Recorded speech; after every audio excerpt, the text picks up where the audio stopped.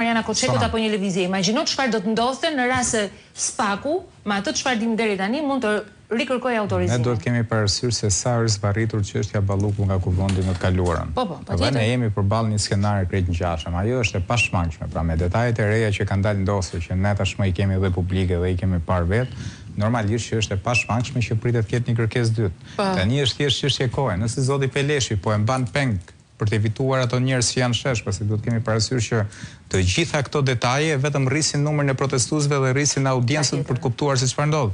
Edhe njerëzit kur shohin se si janë 700 miliardë euro të sekuestruara, kur ndërkohë për 700 miliardë euro, 700 milionë euro një pjesë e madhe janë pasuar në kurriz djersës tyre, normalisht që do nxiten edhe do ndalen. Se po kuptojnë se këtu ka kaluar në qesharake pash një ditë operatorë turistik. Po dilnin dhe po protestonin. Në fakt, në vend që ato të protestojnë nga vrasja konkurencës për parat e Arubës, dilnin edhe protestonin kundër këtyre të rinjve që kanë dalë në shesh. Se këtu është paradoks shumë i madh me këtë vend. Pra, dy shtyllat kryesore. Po sepse ka vënë të gjithë kryeministrët me politikat e tij në kushte mbijetese. Ne kemi parë ti e lë njeriu në kushte mbijetese, ne kemi parë se si këtu kontrollohet gjithçka në pak duar. Është skandaloze ti të shohësh për shembull ish ministrin e Brendshëm që merr profilet e protestuesve edhe i nxjerr dhe i linçon publikisht. Ndërkohë sot një union i gazetarëve, domethënë që merrdi zor kur e pash, bëri deklaratë që thoshte protestuesit po ofendojnë gazetar. Tani normalisht që askush nuk do duhet të ofendojë gazetarë, po edhe nëpër disa panele do duhet mbati fare përgjegjësie kur vetë shpallur gazetarë linçojnë edhe ofendojnë protestuesit. Njëri prej tyre tha, nëse në atë protesta fillon edhe flitet malok që tha, ajo protestë u mbyll. Mirë, ajo është e pashmangshme që do të ndërhyret. Jo, edhe Unioni i Gazetarëve pra dhe këto gjitha institucionet po vendosen në shërbim. Ndërsa kur vim te çështja Balluku, qartazi këtu kemi një mungesë vullneti të imponuar nga institucionet për të mos bërë transparencë. Kjo është faktuar herën e parë, është faktuar në rastin Xhaçka, është faktuar edhe në raste tjera. Edhe këto është e vështirë. Sepse përfol, u tha, përpara një jave, duke qenë që është delikate, është shumë e vështirë që ne të japim një përgjigje konkrete, nëse nëse nuk e kemi parë dokument. Duhet kemi parasysh që ai shkon kuvendit. Dhe janë dy institucione shumë hermetike, se dhe SPAK është hermetik. Se ne këtu kemi folur për SPAK-un, jo më larg se javës që shkoi dhe para 2 jave, kemi folur dhe për këto dosje. Dhe këto dosje dolën dhe u faktua vetë SPAK-u nxorri. Dhe në rastin konkret jemi e kanë mekanizmin se ne po flasim për një mazhorancë që ka investuar shumë propagandë. Dhe propaganda është edhe kjo, censurimi pra, është pjesë e propagandës qeverisë.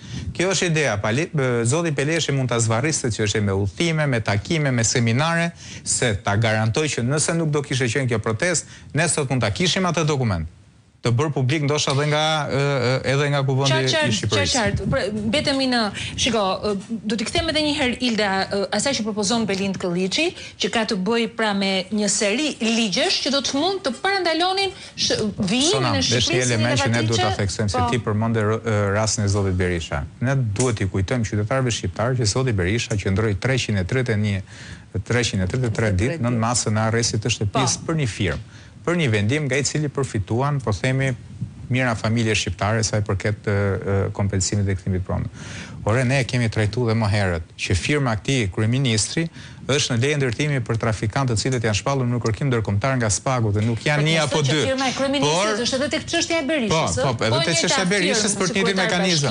Tani këtu është pyetja që ne, është vetëm pyetja që ne duhet i kemi SPAK-ut. Ore, kur do flasim për firmat e zotit Rama?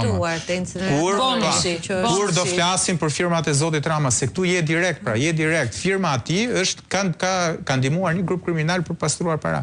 Pra nuk është as firma Ballukut, aty nuk është as Eveliajt, nuk është as Ahmetajt, është vetë firma kryeministrit. Dhe kjo është çështje që duhet ta ketë dhe opozita kryefjalë saj, po dhe SPAK-ut ne duhet i kërkojmë llogari për këtë. Se ne dim sona që këto dosje erdhën nga partnerët, duhet ta themi edhe këtë. Janë spanjollët, janë francezët, janë pala e Amerikës Latine që ka marrë pjesë dhe është angazhuar në hetime. Pse? Se dëm i madh atje është bërë. Pra lënda narkotike aty është shitur, janë qytetarët atyre vendeve që janë helmuar me atë lëndë narkotike, prandaj angazhimi i tyre.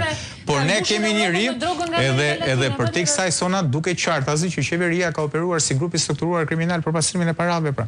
Ato që lexojmë ne grup i strukturuar kriminal Po s'ka nevojë ta thuash ti. Është një tip për fitues. Ka nevojë ta thuash ti fare i dashur Elkier, se ty mund të thonë hë gazetar, hë se flet tek syri, hë se flet.